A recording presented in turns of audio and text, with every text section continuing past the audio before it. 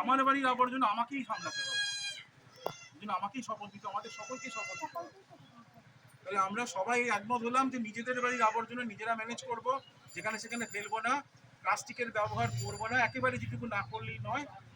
আর এই জৈব আবর্জনাগুলো যেগুলো পচনশীল, সেগুলো নিজেরা যদি বাড়িতে সার গাদা তৈরি করে ম্যানেজ করতে পারি, সার তৈরি করতে পারি তো করবো, আর না হলে পঞ্চায়েত যখন এসে চাইবে তখন দিয়ে দেবো।